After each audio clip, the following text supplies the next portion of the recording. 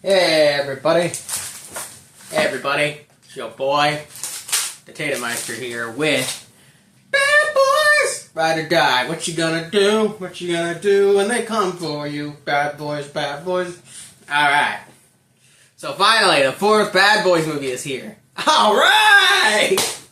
And to celebrate the occasion, I got a bag of Skittles. Because, you know, in the movie, there's an ongoing joke about Martin Lawrence's character, Mark Burnett. You know, he wants to... Is it Marcus? Yeah, Marcus. He wants to get a... Is it Marcus Laurie and Mike... Mike Laurie and Marcus... well, it's Mike and Marcus. I just forget Marcus's last name. Yeah, anyway, but... Marcus wants to get a bag of Skittles. He really likes candy in the movie. So, I'm going to eat a bag of Skittles while I review this movie. So, anyway. Yeah, Bad Boys 4. Bad Boys Ride or Die. What'd I think of it? Well, let me tell you what. Freaking awesome. Ooh, look at that crunch. Alright, give me a second. Maybe we're gonna get you while doing this. Yeah, I'm gonna stop eating still. Obviously, I can't eat and reviews at the same time. Good though. Anyway, so back to the review. Hold on. this thing's on, right? Yeah. So what do you think of Bad Boys Ride or Die? Well, freaking amazing. I honestly think this is the best movie of the year so far. I mean, legitimately. Fan-freaking-tastic. I don't know what to say. Well, I won't get into spoilers. This is a non-spoiler review, but to put it into words, go see this movie because you're going to have a great time. I mean, just peak fiction, my friends. Peak fiction, my friends. From the directing, from the writing, from the acting, from the jokes, from the action, from the... I mean, what more can be said? Bad Boys has always been good. Like, these movies just deliver every freaking time. Like, even the first one. Like, the first one is my least favorite, and it's still delivered. Like, they're always good. I don't know what it is. Like, bro, even Michael Bay not directed them anymore. It's like, they're still good. Like, the Ally... I always forget the director's name. Ally and... the new directors that were on Bad Boys for Life. Ally and... Why don't I know their names? I wish I could look up their names right now, but I'm recording. Yeah, the directors of Bad Boys for Life and Ride or Die are both excellent. They do a great job. Like, they're really putting passion and work into these things. Like, also, I gotta say the villain this time. His name's McGrath. My gosh, like, he's a really scary villain, and I really like what they did with him. Honestly, the villains have always been like the antagonists have always been fun. I like the mom in the third movie, Armaldo's mom. They always make great villains. Honestly, they're great with the antagonists. But Armaldo does something different this time. He's more of an anti-hero in this movie. He helps his dad out. Armaldo is from Bad Boys for Life, by the way. He's from the third movie. It's Mike Laurie's son, Will Smith's character. But yeah, I mean, there's also some scenes with Reggie, which again, this is no spoilers. Reggie gets some character development in this movie. I'll just say right off the bat. Reggie gets some really great scenes. I'm so happy Reggie got to do what he got to do in this movie. I won't say what he did, but my gosh, there's some clap-worthy moments. I'll admit, it's great. There's clap-worthy moments in this movie, guys. And that's great when you get clap-worthy moments. That's what I loved about Bad Boys for Life. There was clap-worthy moments and epic moments in that movie. Like, these movies are just so fun to watch. Like, beginning to freaking end. It's like Godzilla's Kong, but better because it's rated R. There's tons of violence. It is just tons of great jokes. It's just entertaining beginning to freaking end. Like, there was nothing bad about this. Hardly anything bad. Now, I'll get to the negatives here now.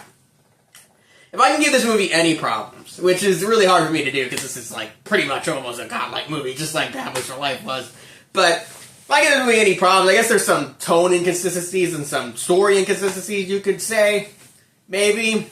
This is me nitpicking here, but I don't know, there's a plot line. I don't know if this is a spoiler, but I'm going to try to word this in a non-spoilery way.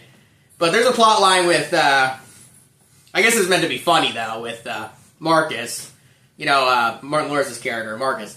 Like, there's a plot line with him that I guess could have been handled better.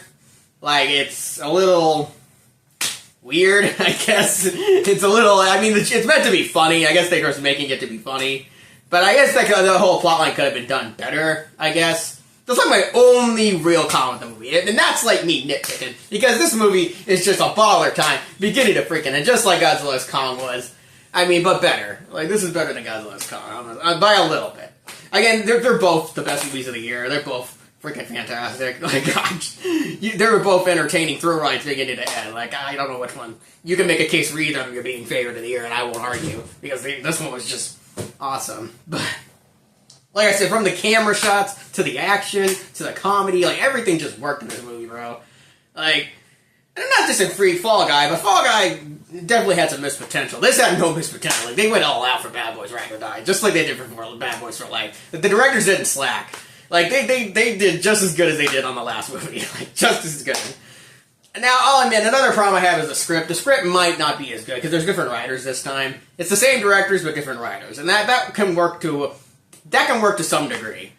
Because while the tone and the energy and the passion's still there from the directors, it's a different writing style than For Life was. Like, For Life had a more consistent story. This one's a little more, I guess, out there. Like, maybe you might not like some aspects of it compared to For Life. Like, I'm not saying if you like For Life, you're not going to like Ride or Die. Because, I love both. I think both are pretty much on par with each other. Now, I gotta watch the whole Bad Boys series beginning to end again. I gotta watch Bad Boys 1, 2, and 3 again.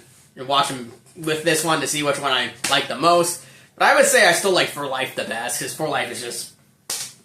it's hard to say. Ride or Die. I'm gonna go For Life, Ride or Die, Bad Boys 2, and then Bad Boys 1. That's how I rank them right now.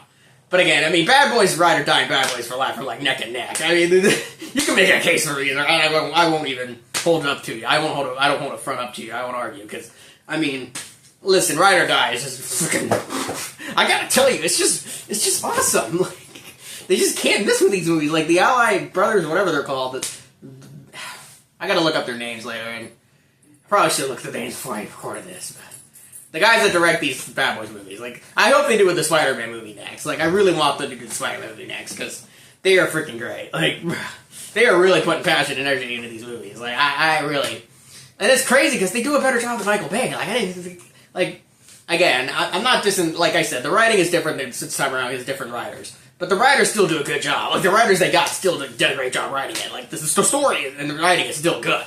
Like, that's what's great. Like, they had a different story in writing, but it's still good. The directors just execute it so well, you don't care. Like, the directors are that good. Like, it doesn't matter. Maybe that's how they change it up every time, is have different writers come in with their own stories and their own... That's how they can change it up every time. Make it unique every time, is having different writers but keeping the same director on every time. But we'll see how many movies these directors will make, the Ally Brother, whatever. I call them the Ally Brothers. That's not their name. But the duo, the Bad Boys duo guys. They were supposed to make Batgirl, which got canned, unfortunately. It was in post-production, and they decided not to release it, which really sucks. But they were also supposed to... Originally, they were going to direct Beverly Hills Cop 4, Axel Foley. They were going to do that, too. But they didn't get to do that. I wonder if I would like to see how that turned out, but that didn't happen. Instead, went to Mark Malloy, which I'm going to review. I'm obviously going to review Beverly Hills Cop, Axel Foley, obviously. Yeah, really? Obviously, I'm going to review that, too. But that's going to be on Netflix later. I'm also going to review Hitman later. I'm watching that right now. Hitman is really good so far. It really shows Glenn Spell. So back on topic. I'm not trying to switch topics here. Bad Boys for Ride or Die. So, besides my small nitpicks with the story, which is a very small nitpick, because who cares? The story's still great. Even with my small nitpicks, who really cares? Like, it's like my nitpicks with Godzilla x Kong. Like, yeah, okay, who cares? I don't really care. The movie's amazing. Who cares?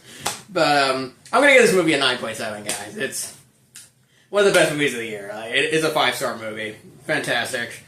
I'm definitely gonna try to see it again. I didn't get to see Bad Boys for Life again. I only watched that once in the theater, unfortunately. I will watch it again when I do my Bad Boys marathon. But I gotta say, guys, this movie is freaking just a baller time. Again, from the action, directing, acting, comedy, it just hits all the right notes. It's just entertaining beginning to end. And there's really nothing you could say that's really truly bad about it. Like, even, I wouldn't give it a 10 out of 10, but it's certainly one of the best movies I've seen in a long time. It's gonna be hard for any movie to top it this year. I mean, Bad Boys for Life was one of my second favorite movie of 2020, only beaten by Extraction. So that just shows you how much I love that movie. I mean, yeah. Bad Boys 3 and 4 are, like, exceptionally done. They're just amazing. Like, they're just amazing. Like, quite literally. These directors are awesome. Like, this director duo is great. Like, they need to just make all the Bad Boys movies going on. Just keep letting them do their thing. Please, I'll watch anything these guys make. Honestly. Anyway, guys, so I swear to God, I will look up their names and I know their actual names. It's in my brain there somewhere. I just can't spit it out. None of them ends with an Ali. I know that, but I had a lot of fun reviewing this. It's a lot of fun to review, but as you can see, I had a lot of energy picked up for it. But it was just that good, guys. Please go see it. It is awesome. I cannot recommend it enough. Anyway, so that's it. That's all I gotta say about Bad Boys Ride or Die. So, bad boys, what you gonna do? What you gonna do when they come for you? Meister is signing out. Bye.